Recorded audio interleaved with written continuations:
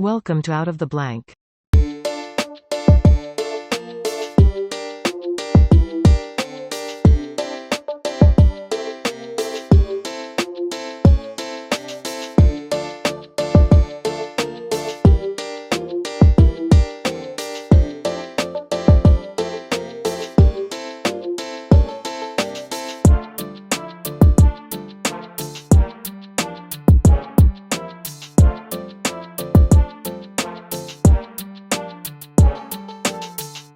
Welcome to another episode of Out of the Blank Podcast. Mr. Orr, it's a pleasure to have you on the show. Can you please introduce yourself to everyone out there listening?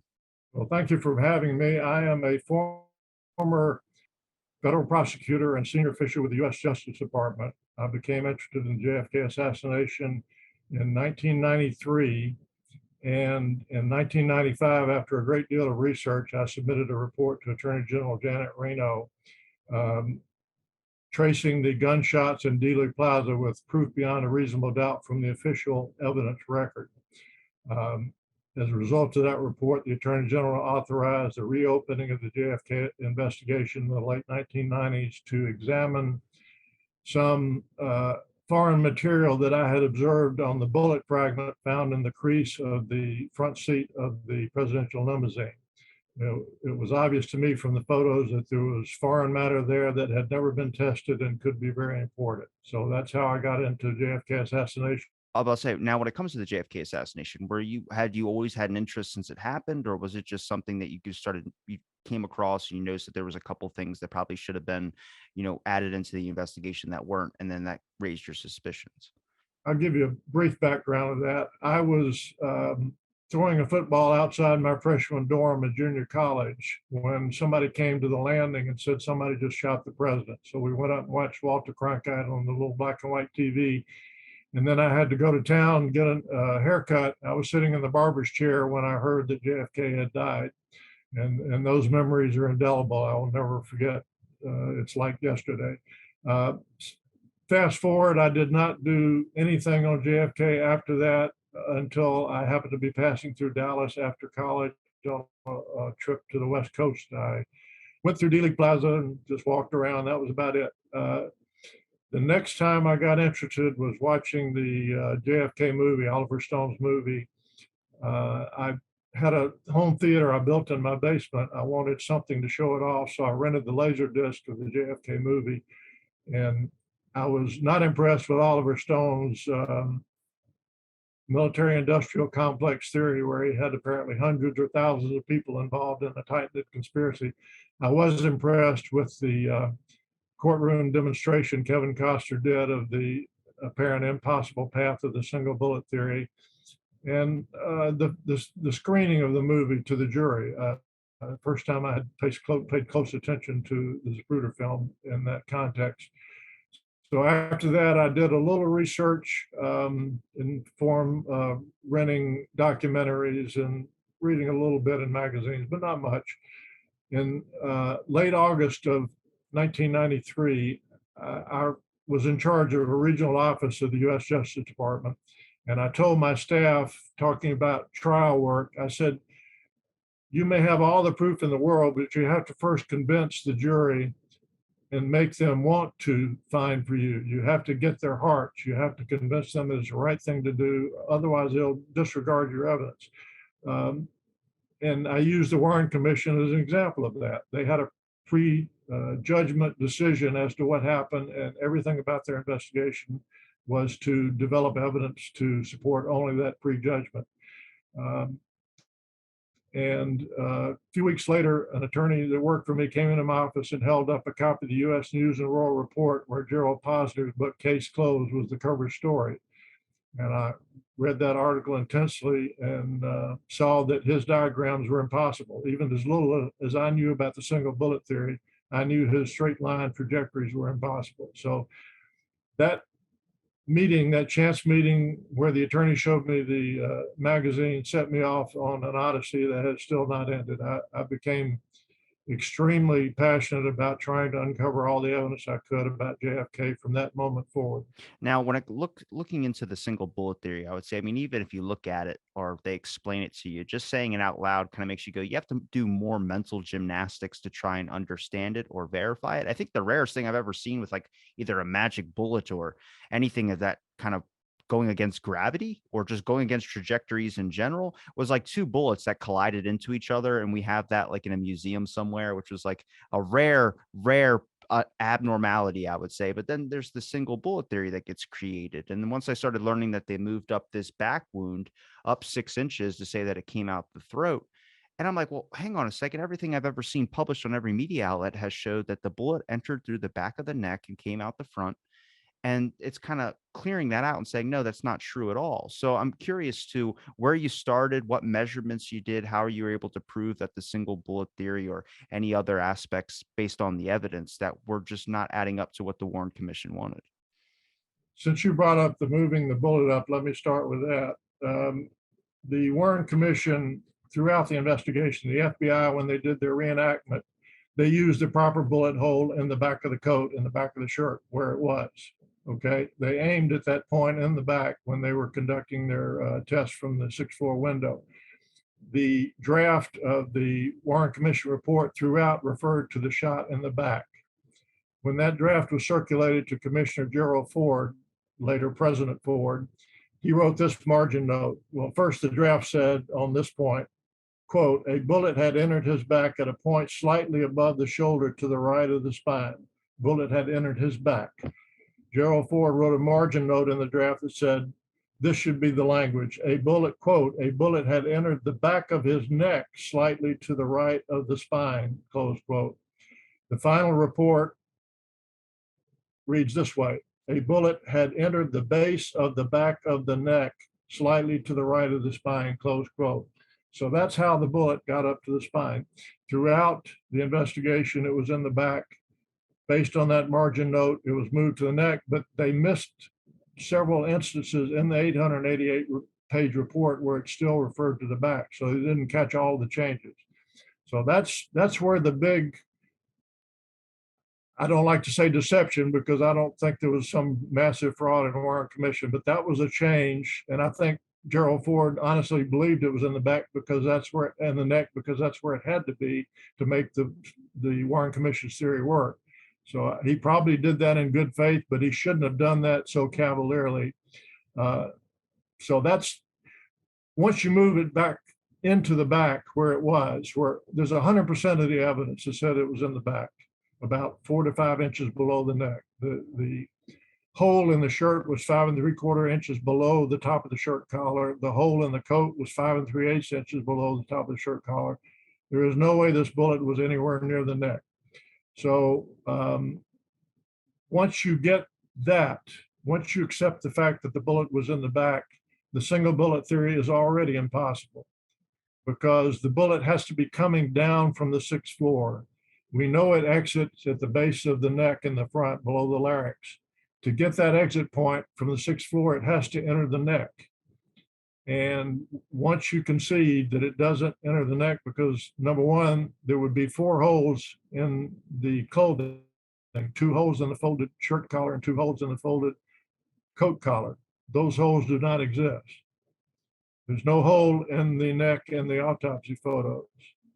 So 100% evidence the bullet was in the back. That alone destroys a single bullet theory. Well, how long did it take for the closed photos of the hole in the jacket and everything to finally reach the public? That's the thing, is like, when I know you can't really trust witness testimonies, I feel like a good amount, like 60 something or 70 something people that saw smoke come from the grass, if I was a cop, I'd be like, yeah, it's probably, you should investigate that, definitely.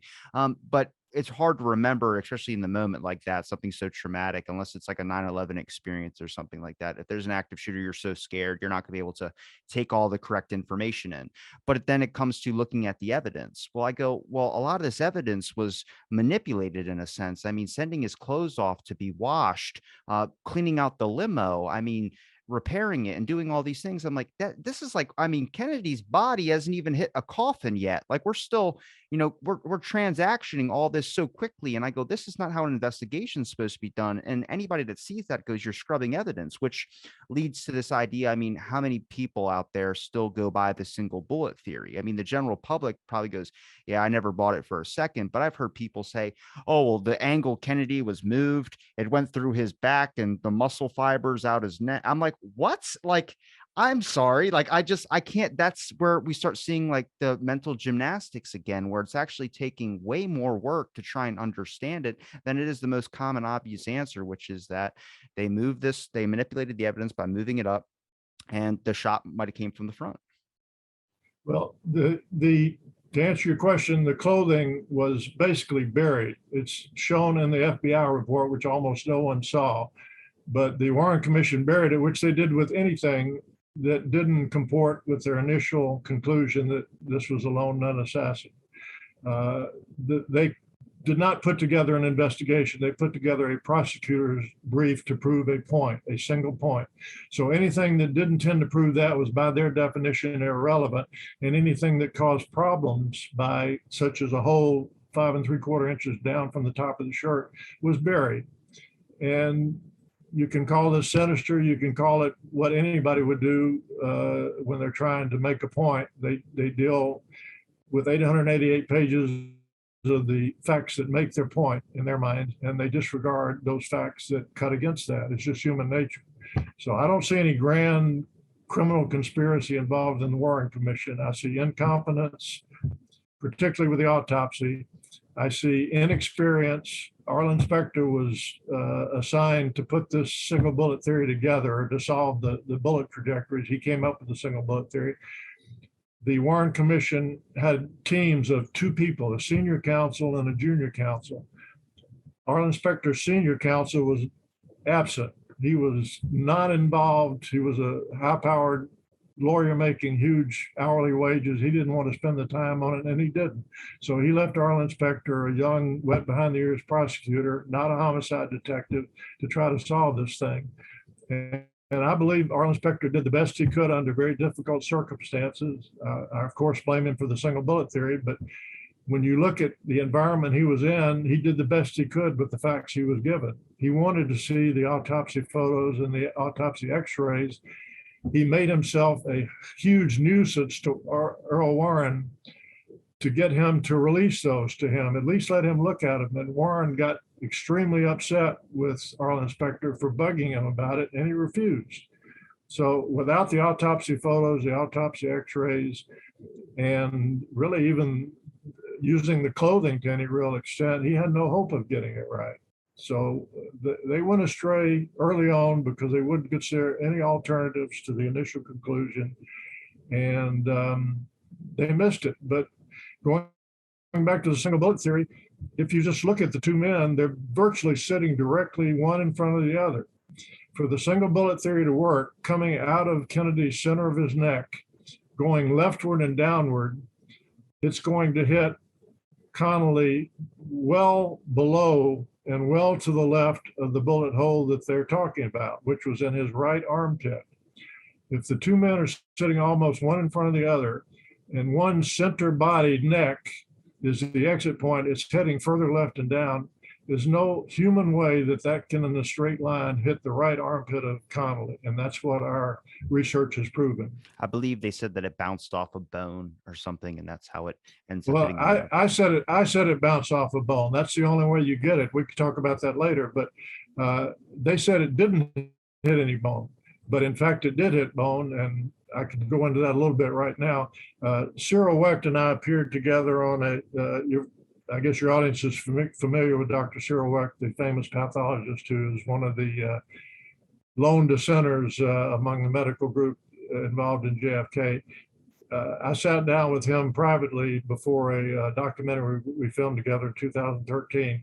I showed him the back picture of JFK's autopsy photo, and I asked him to draw a straight line down the center of the spine, vertical line down the center of the spine in that picture.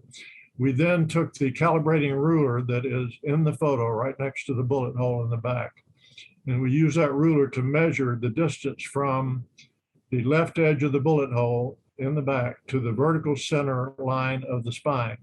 It is virtually exactly 1 inch. Dr. Wecht had gotten the dimensions of the spinal column of a male that's height and weight of John Kennedy.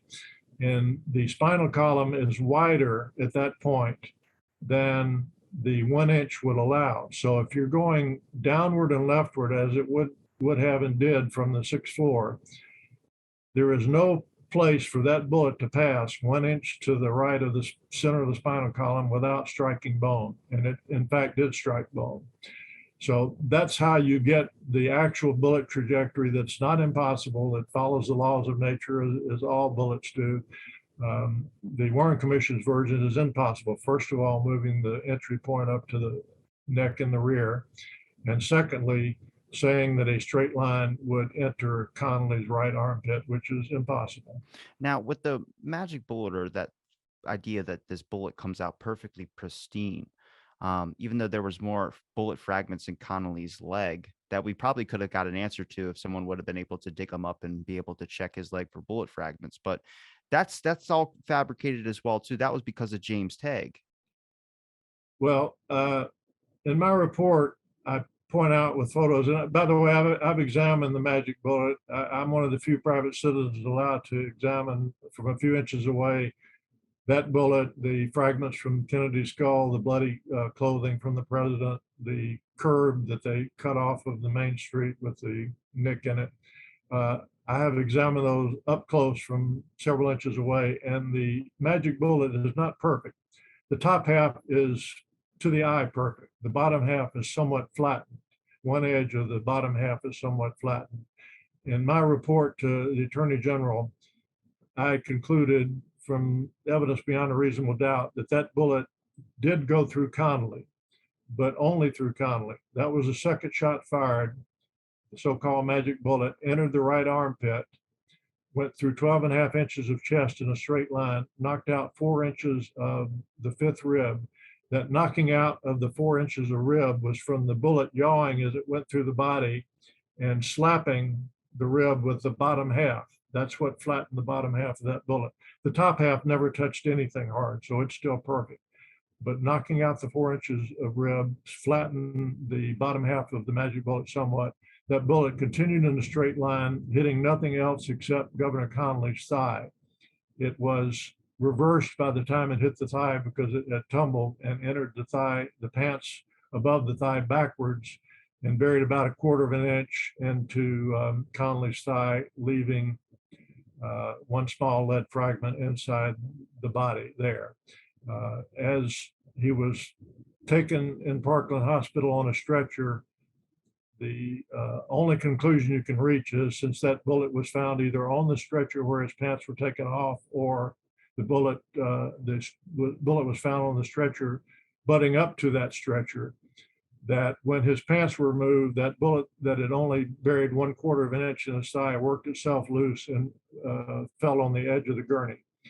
So that bullet is not magic at all. It did exactly what you would expect it to do. Hit nothing hard with its nose, did hit something hard with its lower half and flattened it, and entered backwards into the thigh. So it's exactly what the laws of physics would predict. And it wasn't planted. There's no evidence that was planted at Parkland Hospital.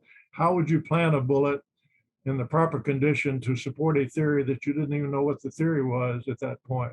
The investigation had not uncovered how the bullet's path had transported and what they had struck on the way. So if you were going to plant a bullet at Parkland, you would have to do one that would support what actually happened or what you wanted to believe happened, and you couldn't do that. So I think the suggestion it was planted is nonsense, and there's no evidence of that. I wouldn't suggest that it was planted. I would suggest more in an aspect that, like what you said, that it just went through Connolly. I think what makes part of that magic bullet theory impossible is the fact that they said that it went through 2 people. So you get this point of how does it come out perfectly pristine if it does all that. But if it just goes through one person, that makes a little bit more sense. I think there was a lot more shots that were fired that were obviously we don't have all those bullets. I know Rob Groden is the one that said that a shot hit the grass, and there's a picture of an FBI agent picking it up, and then that was never submitted into evidence. But there's a lot of damage to that motorcade vehicle that there was obviously way more shots fired, but we just don't know from where and who did it. Well, actually, my report concludes that there were 4 shots fired, exactly 4. And I have accounted in my report for all the damage you're talking about. There is no damage that has been unaddressed in the report. It's crystal clear. It's proof beyond a reasonable doubt. It's raw evidence from the official record. The problem with the JFK assassination is the actual evidence was distorted and misdescribed from day one. And people almost 60 years later are still accepting as fact second and third degree misdescriptions of the evidence. That's the problem. So crack in the If you look windshield. at there was a crack in the windshield. According to my analysis, that was the first shot, the one that hit Kennedy in the back. It passed through his spinal column, deflected off of the top of the first rib, and went upward. As we said, the entry point was below, in the back was below the exit point. The only way for a Manico Carcano bullet to enter upward is to be deflected. It will go in a straight line through 2 or 3 human bodies if it only hits soft tissue. So to go upward, it has to have hit something hard, and that would have to be bone, and to be deflected upward. In this case, the deflection was from the top of the first rib. So it was entering at an 11-degree upward angle as it came out of Kennedy, and it struck, went barely missing Connolly's left ear, and it struck the chrome strip above the rearview mirror, making a huge dent in it. Part of that bullet the bullet broke in half. Part of it fell back on the front seat cushion, wedged into the crease there, was found there later. That's the one that I had asked to be tested and had the FBI test. The other one, the base of that bullet broke off and went down and struck the windshield at a glancing angle, and a trace of lead was found on the inside of the glass, which meant that it was a disrupted bullet with the lead core exposed. And that's what you have here. Half of a bullet, the bottom half, comes off of that dent above the rearview mirror, goes downward, a sharp angle glancing blow. That's why it did not go through the glass. It just cracked it. And then that winds up on the floor, and part of that base of the bullet was found on the right edge of the front floor later in Washington. Now, when it comes to some of your measurements on this, like, did you go to Dealey Plaza and try and get an accurate description? Because I know what Dave O'Brien was mentioning to me was a lot of the new technology that you can actually get a better picture for. Because if you mention this to the general public, either the medical evidence or bullet trajectories, a lot of them don't really know the whole technical lingo. Even me, I don't really know the whole technical lingo either. You'll see eyes glaze over. But when it comes to seeing an actual video of watching the bullet go through and then strike into, Kennedy and then Connolly, you kind of get a better understanding for the general public. But with that technology usage, you put in the data. So it's about what data did you put in to be able to get that? Did you get the proper measurements when you went to Dealey Plaza? I mean, Dale Meyer's video kind of shows exactly what the Warren Commission said. And that one, I think, has been publicized multiple times on like national television. When I did my research in the mid-90s, I went to Dealey Plaza a couple of times and went to the Sixth Floor Museum, of course. I've been there a couple of times also. Walked throughout the plaza, snuck my way up to the top of the County Records Building Annex, walked out on that roof. But that was all visual.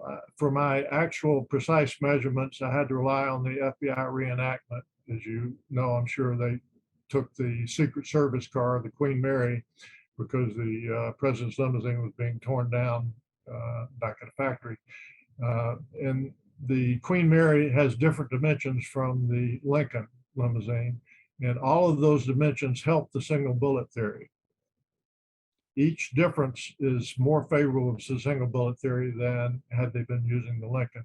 Even so, it's clear from their reenactment that the single bullet theory doesn't work. But in doing that reenactment, they measured from the sixth floor window with Oswald's rifle and traced it at each interval of Zapruder frames. They would skip about 3 or 4 frames and mark it, and they measured it. So I used those measurements and angles, the downward angles, right to left angles to Kennedy.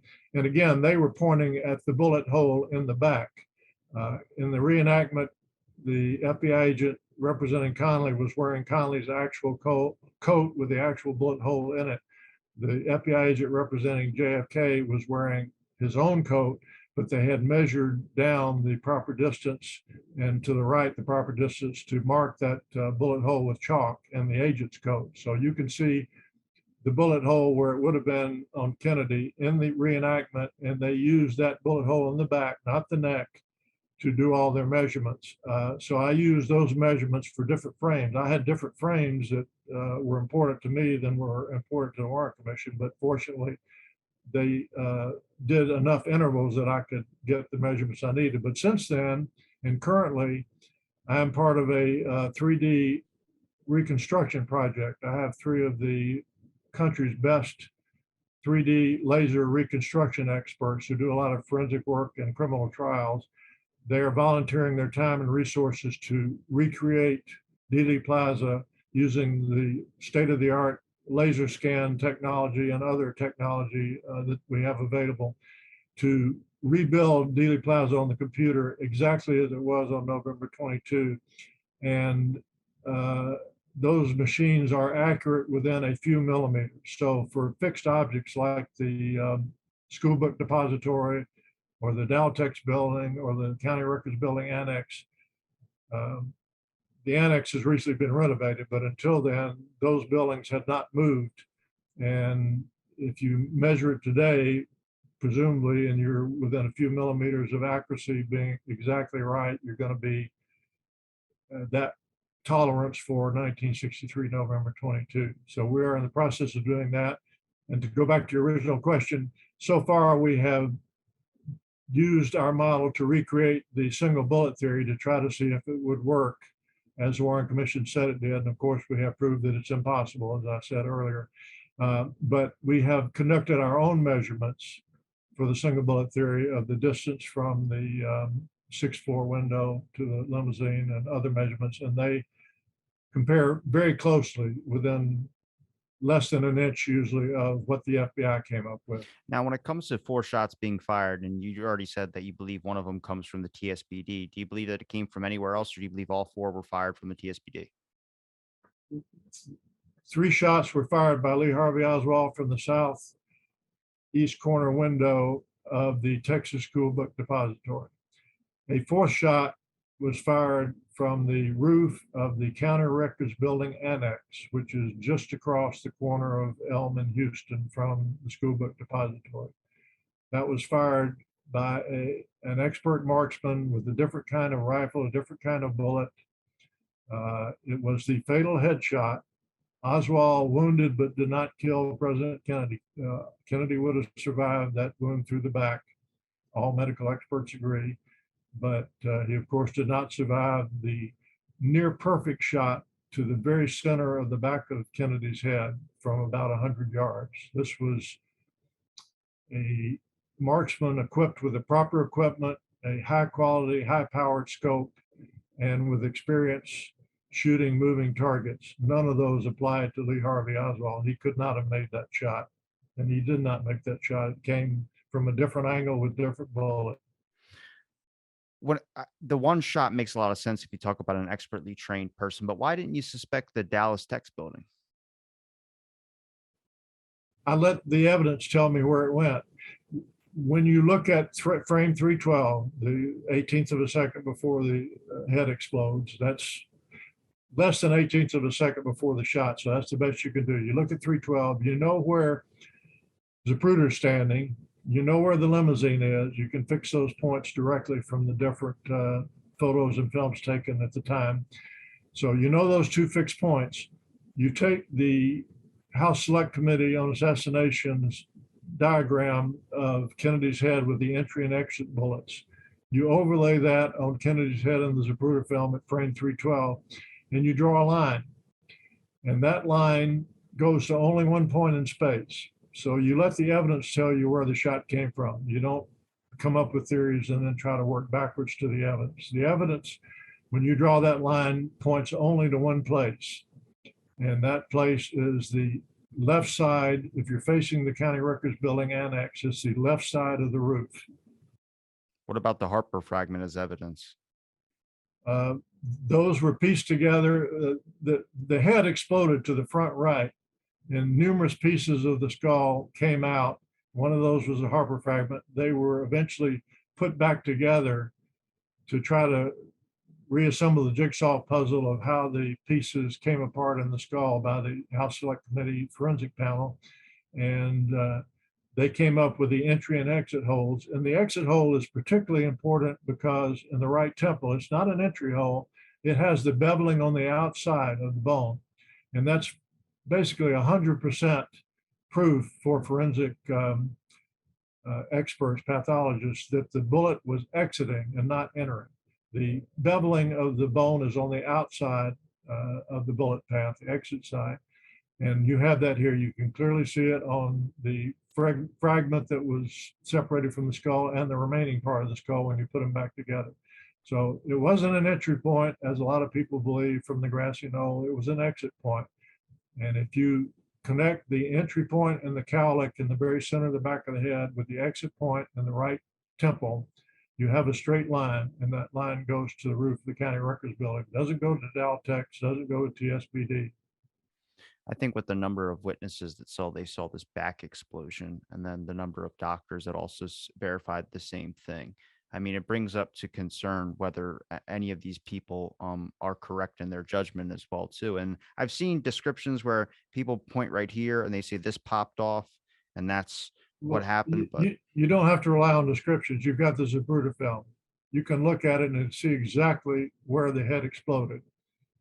And the House Select Committee reconstructed the drawing not only of the path that I'm talking about, they did a version where the skull fragments were gone, so you could see the actual explosion effect. And the skull is missing from the entry point in the center of the back of the head, the cowlick, all the way to the right temple.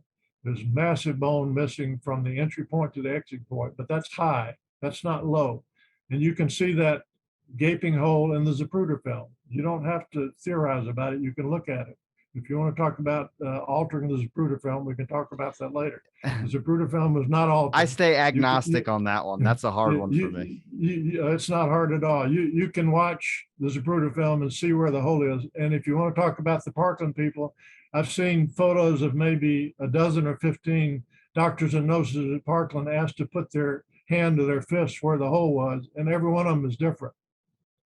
Pick the one you like. But I go with the Zapruder film and the medical evidence from the x-rays. X-rays have the same hole that I'm talking about from the photos. Well, do you trust that the House Select Committee of Assassinations was an actual investigation, or do you think they just got more than the Warren Commission did?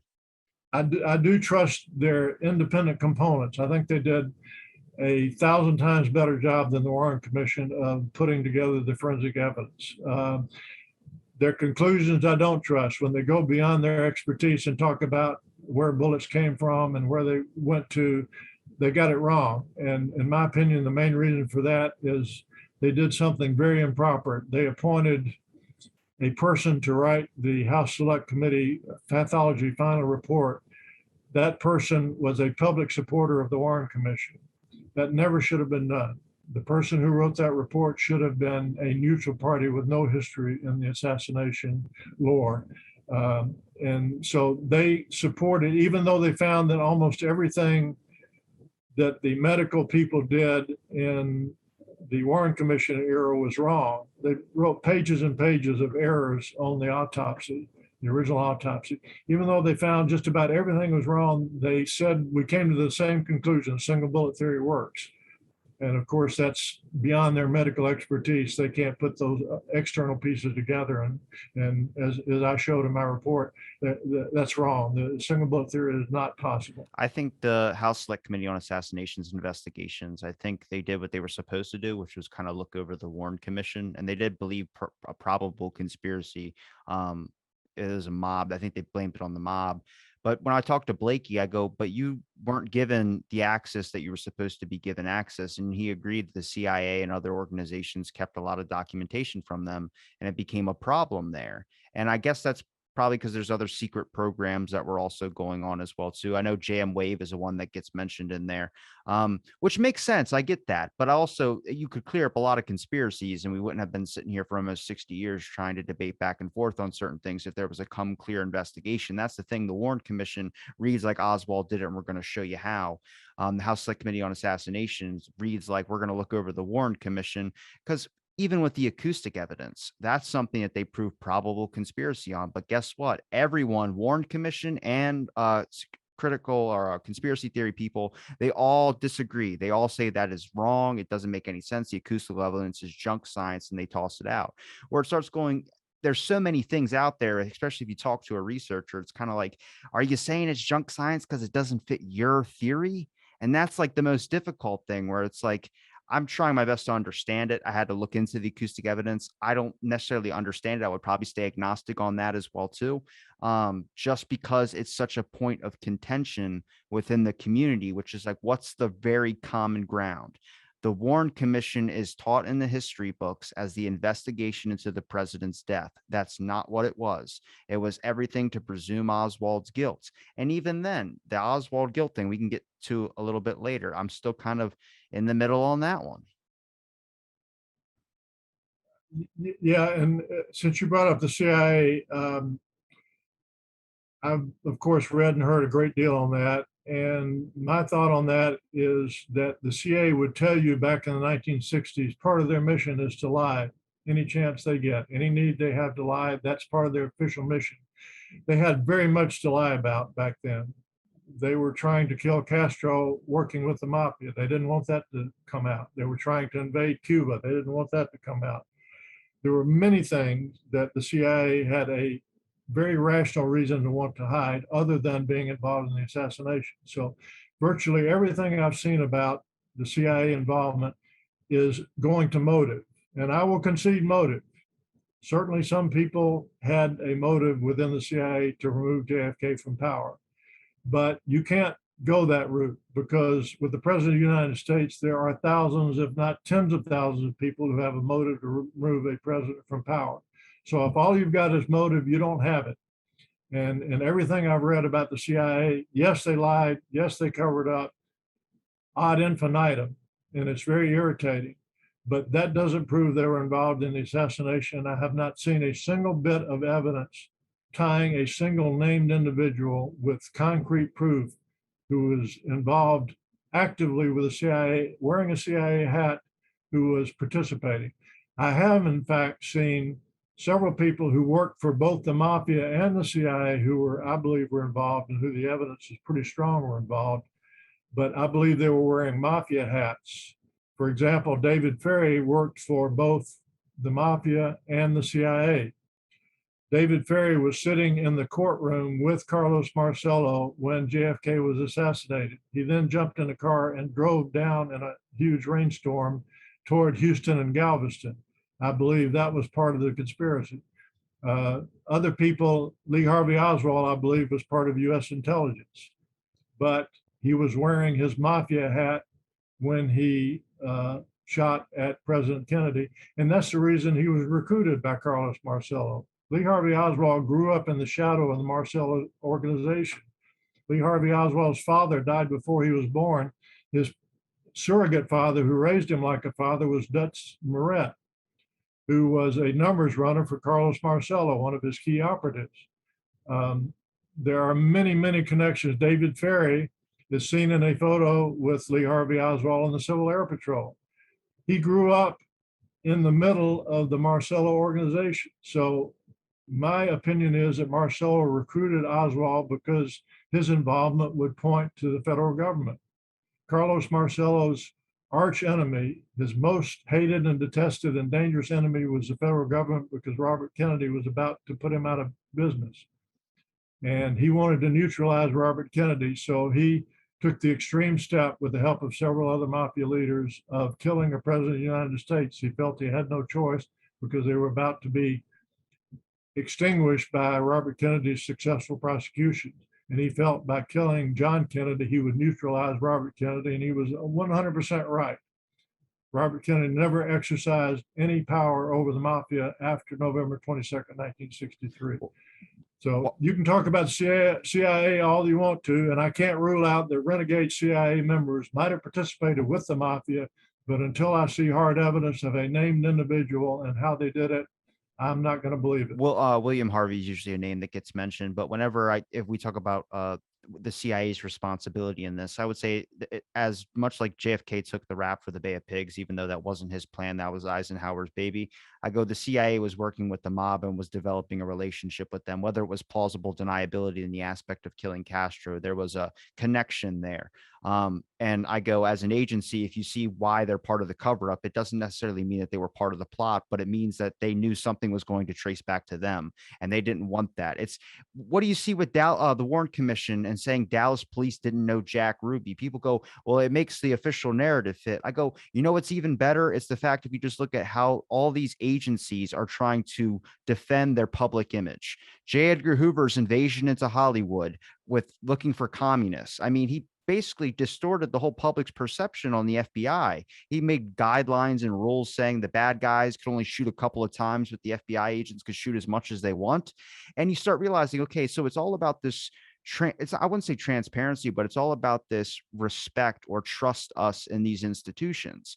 And that's kind of the whole overlying message. I mean, even today they say trust us on certain things, but it's all about protecting the agency image. And Watergate kind of exposed a lot. I mean, look at the headlines of Watergate on what William Colby did. It says the CIA will never recover from this. Garrison's investigation, the 21 release of documents. What does they have for Garrison's name? It says Garrison's attempts to embarrass the agency. That doesn't sound like a government that's, working for the people. That sounds like a government on its own. That doesn't mean that they were the one that orchestrated the plot. But what it does mean is that they're trying to protect their image and it's blowing back on them and making them look like they orchestrated the plot. I think that makes a lot of sense. But I agree with you on that. Government, if you think about it, government agencies don't make a profit. They're not in business to make a profit. Their mission is the most important thing to them. Their reputation is the key to their mission. So bureaucratic government organizations value protecting their reputation and their effectiveness above anything else. And that's why you see the CIA acting like that. And you can't jump to conclusions and say that because they're lying, which they do all the time, or did all the time, they are covering up the assassination. Yeah, like I said, I think it's the aspect that they're afraid that these connections, organized crime aspects, Castro assassination plots, other secret plans that they got in there. When I asked Thunheim about why there would still be documents that are left released, he gave me two answers. He said, one, it's someone who's still alive, which he said wasn't the case in this one, or two, it's a program that they're still running today. So whatever that intelligence operation, whichever way they're gathering information, I mean, I think Watergate exposed a lot of people to a lot of the lying and a lot of the issues that were going on. I mean, when you see a heart attack gun and they're holding it up and the dude looks down the barrel, I'm like, don't look down it, but he does it. And it's just like there's some concern with some of the conspiracies. Like I said, I draw the conspiracy thing to a point, but there's a lot of stuff where it's like to say that it's this official narrative and shove it down people's throat. And then the media only talks to the people that agree with the official line. You start knowing about Operation Mockingbird and a bunch of other things that happened, like COINTELPRO and horrible things that were going on with that. You just go, I don't put it above them. I just couldn't put it above them. Yeah. And, I'm part of an effort right now to get all this stuff unsealed. And two things that I've asked to be included, and they were included specifically, are two undercover investigations of Carlos Marcello that the federal government conducted. And purportedly in those tapes that they still have, Marcello talked endlessly about Jack Ruby and his hate of the Kennedys and Lee Harvey Oswald working for him in the summer of 1963. This stuff is supposedly on tape. The informants who made the tapes have already testified to them. One informant said that Carlos Marcello told me that Lee Harvey Oswald worked for him in the summer of 63. There are many things out there that could be released, such as those transcripts, that will shed light. I don't believe there are any smoking gun bombshells, so to speak. But I do believe that there are certainly nuggets and highly relevant things such as the tape transcripts. It will shed a lot of light on who was behind the assassination. I've talked to a bunch of people about the mob, particularly people that have just done biographies on the specific people like Giancana, Roselli, Trafficante, Marcello. Um, and I knew they weren't ready for me to ask assassination questions, but that's all I did was ask assassination questions because like I needed to understand who these people are that get mentioned in these documents. I don't know who these people are. And then through a conversation with a friend of mine, Scott Deach, he mentions his book about Trafficante, but in his book about Trafficante, I mean, Trafficante on his deathbed said he did it. And then why was Trafficante jailed by Castro, but then Ruby visits him in jail? Okay, so there's a lie in the Warren Commission that Jack Ruby was just a strip club owner. Well, he was running guns in Cuba as well too. So You would have to be an idiot if you were the Warren Commission to not see that Ruby was a mobster from the time he was a little kid. He used to run messages for the Capone mob on the streets of Chicago. He was then brought down to Dallas to help bring the mob into the gambling, prostitution, and drugs in Dallas. He worked his whole life for the mob, and he was working for Carlos Marcello. And in fact, Carlos Marcello owned the Carousel Club. Ruby was just a manager. He had no ownership interest whatsoever in the club that he claimed was his. well, look, we got photos of him holding puppies, so we can verify that he's Okay, well, he was a good guy, man. He was a good guy. But to get back to that, the Warren Commission had it all. Within 24 hours after the assassination, Gene Sumner, for all we could tell, an honest businessman, told the FBI that in early part of 1963, he was in Carlos Marcello's headquarters, Town and Country Motel in New Orleans area. And he saw Lee Harvey Oswald sitting at a table with someone later identified as one of Marcello's top lieutenants. And this lieutenant was passing a wad of cash under the table to Lee Harvey Oswald. This was within 24 hours of the assassination, before anybody had any conceivable idea that the Mafia might be linked to this. And yet he is perfectly fitting into the sequence of dates revolving Oswald's recruitment in early 1963 in New Orleans by the Marcello organization. And then you go to Ruby, and the Warren Commission was told, it's in the Warren Commission records, that one of the three people closest to Jack Ruby in the world was Joe Campisi. Joe Campisi is the number 2 mob man who later became the number 1 mob man when Joe Civello died. So here's the Warren Commission looking over their records, and you say the guy that shot Oswald, the first presumption would be he probably did that to silence him. Let's look into that. And then you find out that Ruby has an entire life history of working with the mob and direct ties to Carlos Marcello's organization. And one of the 3 people in the world he's closest to is Joe Campisi, the mob number 2 guy in Dallas. with Ruby, the strangest thing, and I'll toss this out at you. This is where I kind of fall into with the conspiracy stuff. So you can disagree if you want, that's fine. Jack Ruby's last psychiatrist, the one that administered him a flu shot, do you know what his name is? I don't remember that. His name is Joyon West. Joyon West was part of the MKUltra project. Now, that's when Jack Ruby said they gave me cancer. I can't verify, or there's no evidence to show that they gave him cancer. I could show you a prior event at an Ohio penitentiary where they were injecting patients with live cancer cells. That's happened before, but I can't show that specifically he was given that. The official thing is that they gave him for walking pneumonia. Now, what I can show you is that they gave him over 126 x-rays, and I have the Parkland medical receipt for that. 126 x-rays in a matter of 2 weeks. That's going to give anybody cancer with 1967 radiology equipment. I mean, I'm just saying, I'm putting this out there. Joyon West was a top MKUltra person. There's transcripts between him and Sidney Gottlieb, who headed that program. Now, Sidney Gottlieb pops up in the assassination plots on Castro. On the assassination documents to assassinate Castro, there's 13 members listed. Some of them are mob figures. One of them, Sidney Gottlieb, and beside his name is Patrice Lumumba and Castro. Now, it doesn't mean that they just have thoughts about killing Lumumba. He ended up dying by putting in the hands of somebody else. But what I'm saying is that those connections of MKUltra, I mean, do you verify that at all? I mean, Joyon West's name is he's the guy. It's a popular video. You can look it up on YouTube. He fried an elephant with LSD.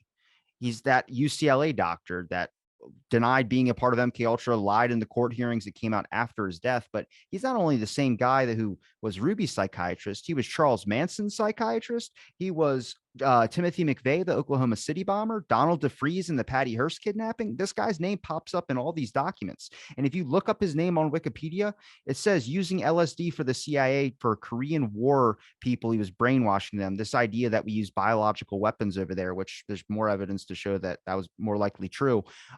But he convinced these people, say, you're brainwashed, I'm going to fix that. And they made him forget all this type of stuff. Tom O'Neill works for The Intercept. He exposed a lot of this about Joy on West. And I've talked to Stephen Kinzer, who wrote Poisoner in Chief, about Sidney Gottlieb.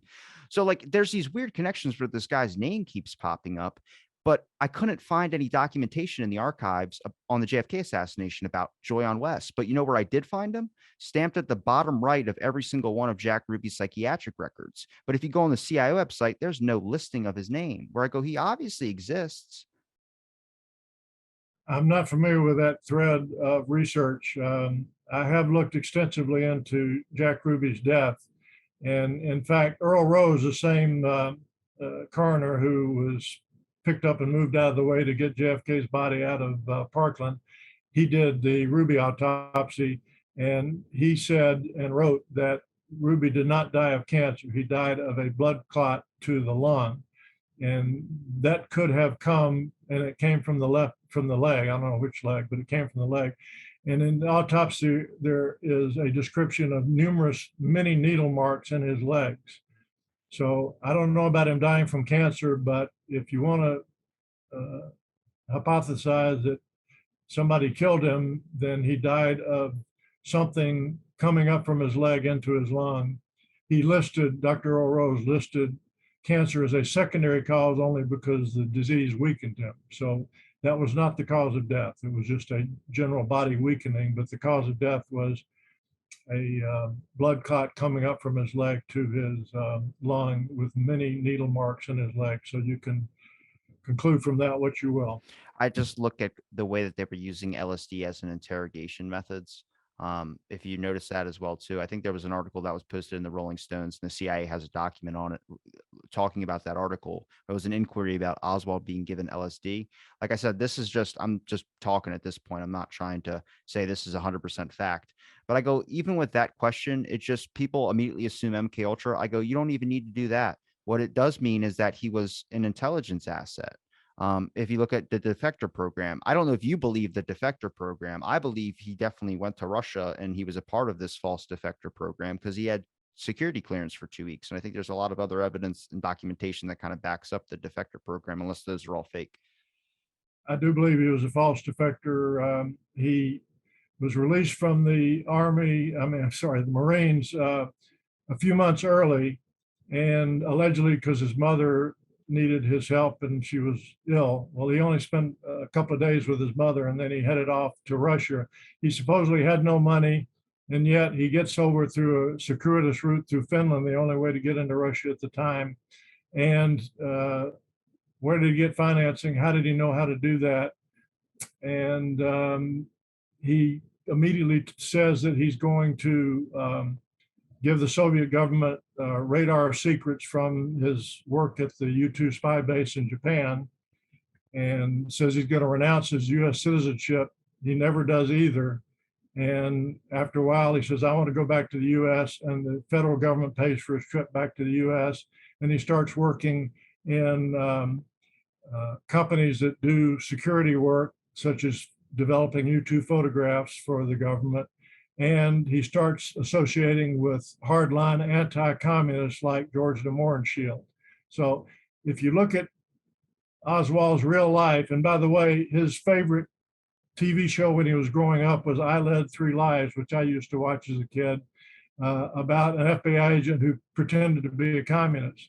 And he also read several James Bond novels. He loved James Bond spy novels. He saw himself as a spy as a kid growing up. And how did he leave the US speaking fluent Russian? Well, if you look at his record, you see he disappeared off the official record for several months before he went over there, and maybe he learned Russian then. It's not an easy language to pick up on your own. What about surveilling Oswald after he came back to the US? I'm not clear there on what he was doing as possible domestic surveillance for the CIA and what he was doing for Carlos Marcello. I believe that he was recruited by Marcello around February of 1963. And by the way, it's clear to me that Marcello's plan was to make Oswald the patsy, to identify him as the shooter and blame him as the shooter. I've read, and I don't know much about Sicilian mafia history, but I've read that in Sicily, if the mafia wanted to kill a prominent public official, they knew that the people, the public, would not be satisfied until somebody was found and caught for and brought to justice for that crime. So if you want to kill a public official, you give them a patsy. You hand up on a silver platter a patsy to be blamed for it. I believe that was Oswald's role, and he went to great lengths to carry out that role.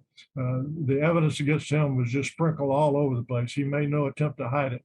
So I believe that he was recruited by Marcello in around February '63, and everything after that, where he's passing out communist pro-Castro leaflets.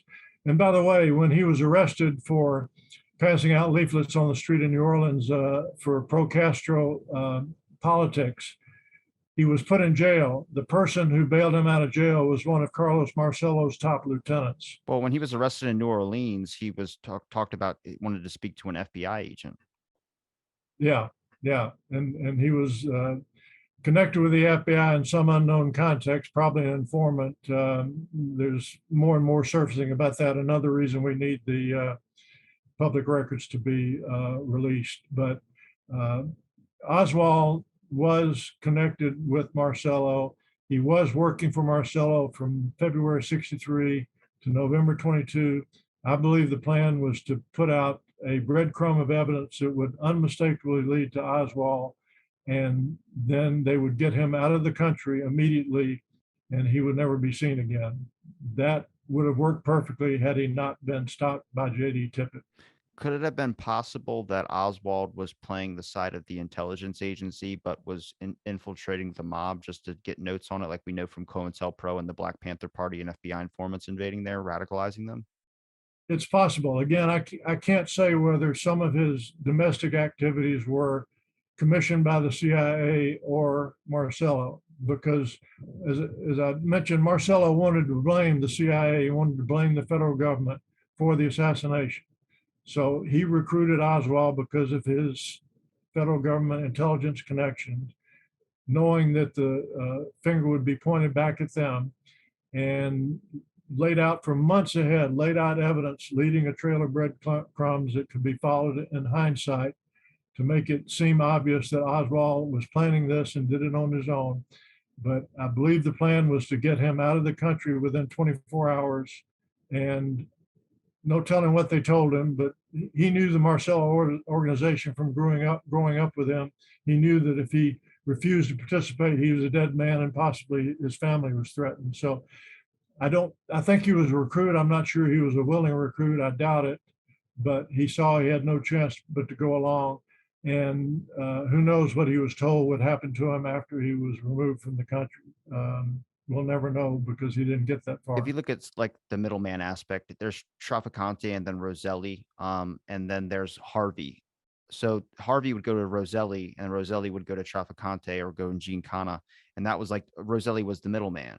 Now, the issue that we talk about the assassination plots, that the common example that gets brought up is that there were 634 assassination attempts on Castro, around that number. Like, I think it varies by a couple, but not a single one worked. And when you start diving into the aspect of like poison pills and putting some type of powder in to make his beard fall out, those are character assassinations. So that's not a mob hit. A mob hit's like, we're going to get a guy next to him and shoot him. The issue starts to become is how come none of those attempts work? And you could say how many were actually deployed or how many were just speculated on. But also there's a document that I've seen that talks about Trafficante possibly being a double agent. They call it the blowback theory. I think some people put weight into it and some people didn't.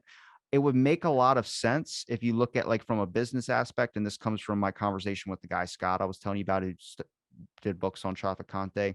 He mentioned, I mean, if you're looking strictly from a business aspect, if you can somehow get your family or your work into back in the casinos, Castro lets you in by good gracious, I would say, and everyone else is kicked out. That's a smart business strategy. You don't really need to think conspiracy there.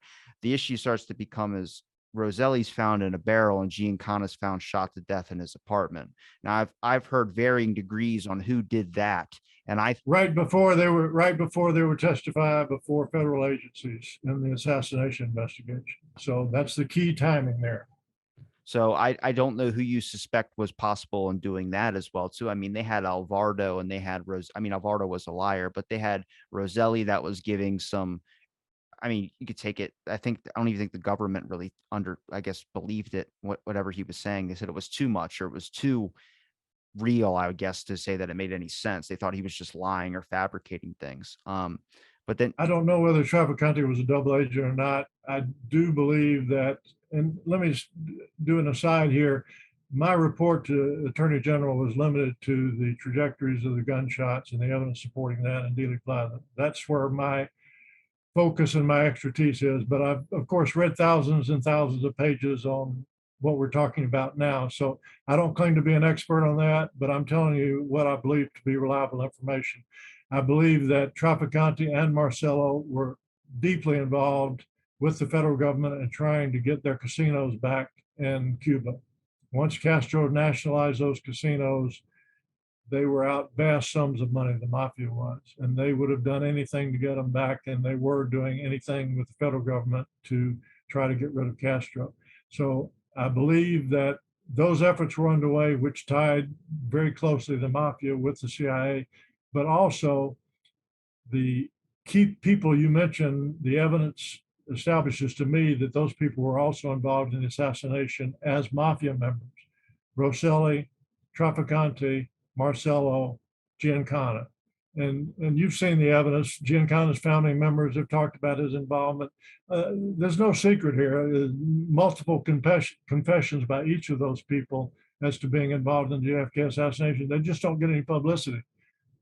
Well, like I mentioned, like this is conversation, not an interview. I know you focus in a specific area, but I'm just trying to see the general. Like, obviously, you're going to come across other documents. You're going to be curious to look into those as well too. That's what, like, to help me, like much like you're getting measurements to put into your, video to be able to show the trajectory and how the official single bullet theory just is nonsense.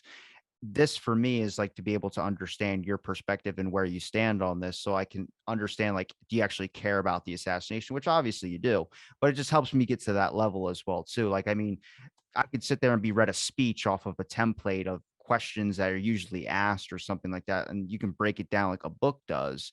But then it's like, but what about, like, get your thoughts on things?